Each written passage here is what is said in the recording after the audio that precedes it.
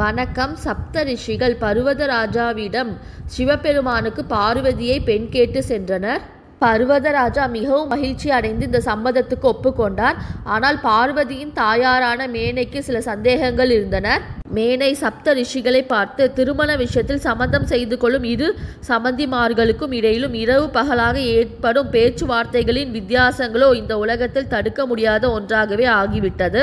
ஆகையால் இருதரப்பு சம்பந்திகளும் சமமான அந்தஸ்திலும் சமமான மனோபாவங்களிலும் இருந்தால்தான் அந்த சம்மதம் அவர்களுக்கு திருப்தியை அளிக்கும். உதாரணமாக, யானையின் மேல் அமர்ந்திருக்கும் ஒருவருக்கு அதே மாதிரியாக மற்றொரு யானையின் மேல் அமர்ந்திருக்கும் மற்றொருவர் சுண்ணாம்பு கொடுப்பதுதான் தகுதியாகும் என்பது எல்லா ஜனங்களாலும் வழங்கப்பட்டு வருகிறது அல்லவா?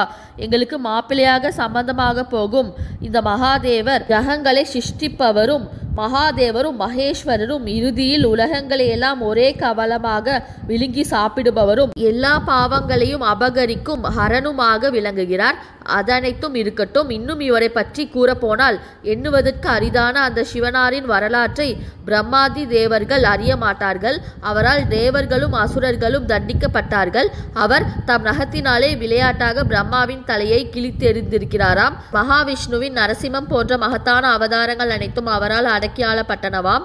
மகாதேவரின் அந்த மாதிரியான காரியங்களை எங்களால் விசாரித்து அறியக்கூடியனவல்லவா?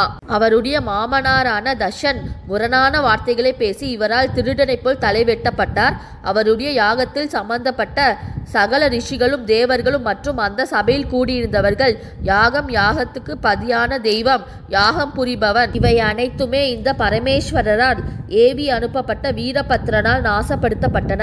ஆகையால் இப்படிப்பட்ட குணாதிசைகள் பொருந்திய ஒரு மாப்பிள்ளை எங்கள் பெண்ணுக்கு கல்யாணம் செய்து கொடுத்தால் அதன் மூலம் அவள் சுகப்படுவாளா, அல்லது புத்திரியின் கஷ்ட நஷ்டங்களை கேட்டு சகித்து கொள்ள முடியாத எங்களுக்கு தான் ஏதாவது சுகம் ஏற்படுமா? இதை நன்றாக பல தடவைகள் நன்றாக ஆராய்ந்து யோசித்த பிறகே முடிவு செய்ய வேண்டும்.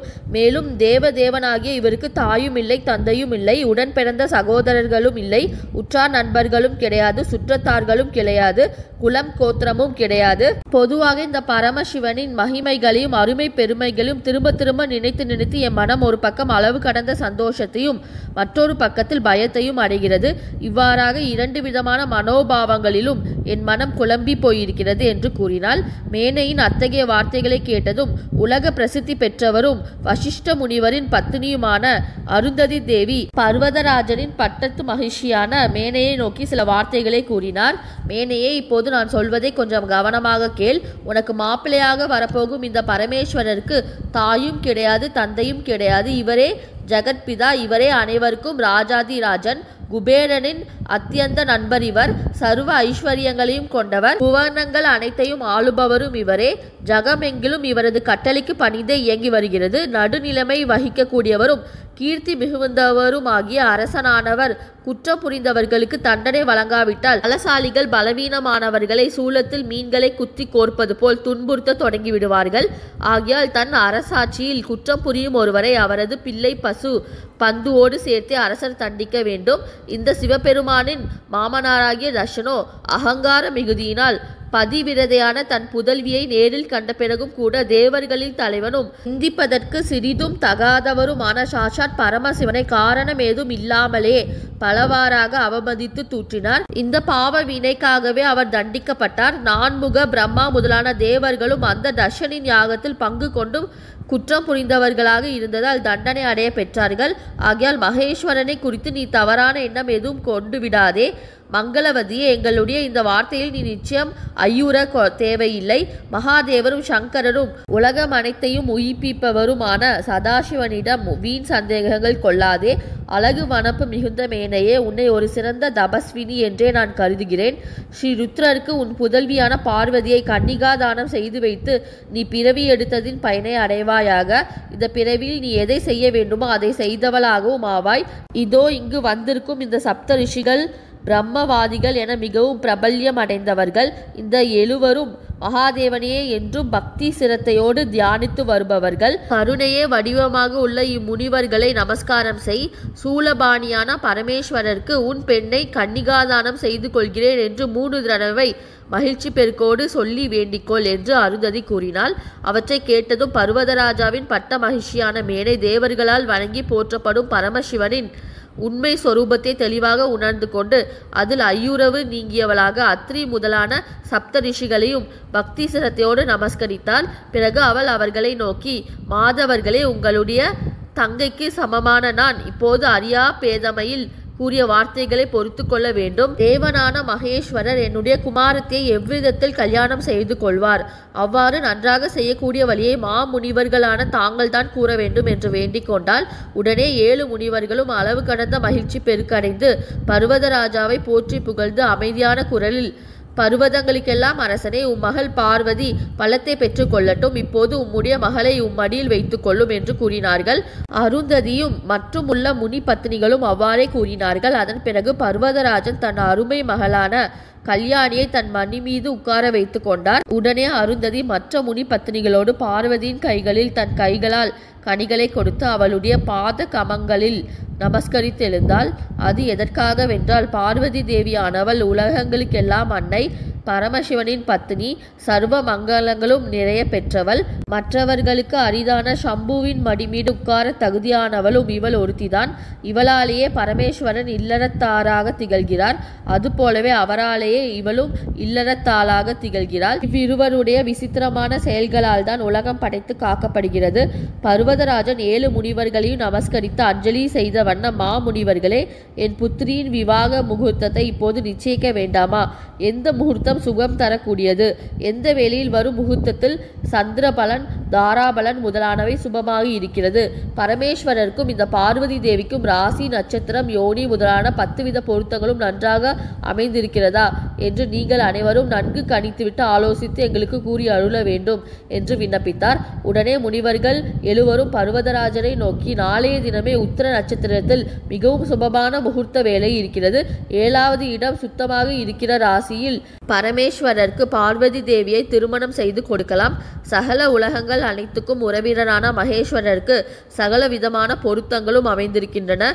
பர்வதராஜனே, கல்யாண மகோத்சவத்தை பார்க்க வருபவர்களுக்கு தகுந்த விதத்தில் மரியாதை செய்து கௌரவிப்பதற்கு தேவையான பொருட்களை நீர்தான் உடனடியாக சேகரித்து வைக்க வேண்டும். உமக்கு சகல நன்மைகளும் உண்டாகட்டும். நாளைய தினமே பரமேஸ்வரருக்கும் பார்வதி தேவிக்கும் திருக்கல்யாணம் நடைபெறட்டும். சரி, நாங்கள் போய் வருகிறோம் என்று கூறிவிட்டு அங்கிருந்து ஆகாய மார்க்கமாகவே கிளம்பி சென்று தேவதேவனாகிய மகேஸ்வரனுடைய இருப்பிடம் போய் சேர்ந்தார்கள். ஹிமாவானான பர்வதராஜன் தன் உற்றார் உறவினர்கள், மனைவிமார்கள், குழந்தை ஆகியவர்களோடு சேர்ந்து கொண்டு நாளைய தினம் சிவபெருமானுக்கு திருக்கல்யாணத்தை நடத்தி வைக்க வேண்டுமே, அதை எந்த விதத்தில் அதிசிறப்பாக நடத்துவது என்பதை பற்றி யோசிக்கலானார். என் பட்ட மகிழ்ச்சி மேனையினால் சம்போ மகாதேவருக்கு எந்தவித அசம்பாவிதங்களும் நேரிடாமல் நான் எவ்வாறு சமாளிக்கப் போகிறேன்? அவர் என்னிடம் எந்த குற்றம் குறைகளையும் காணாமல் நிறைவான மனதுடன் சந்தோஷமாக திரும்பி செல்வாரா?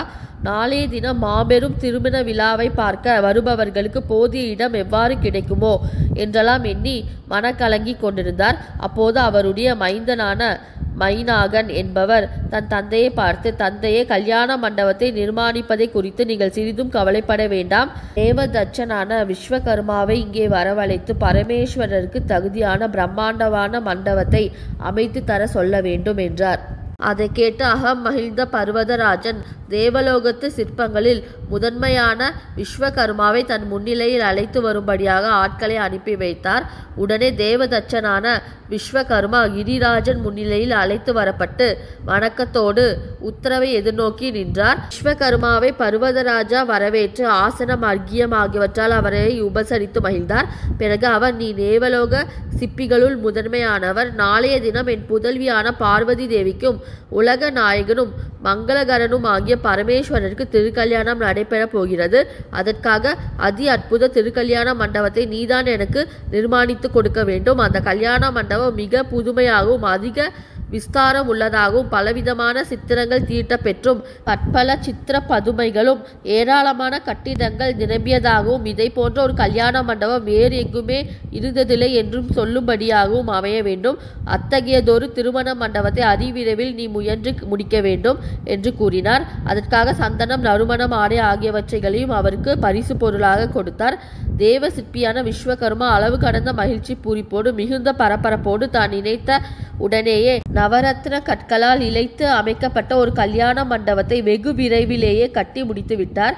அந்த கல்யாண மண்டபமானது லசம் யோசனை நீளமும் லச யோசனை அகலமும் கொண்டு பிரம்மாண்ட விஸ்தாரத்தோடு மிக்க ஒளி பொருந்தி விளங்கியது.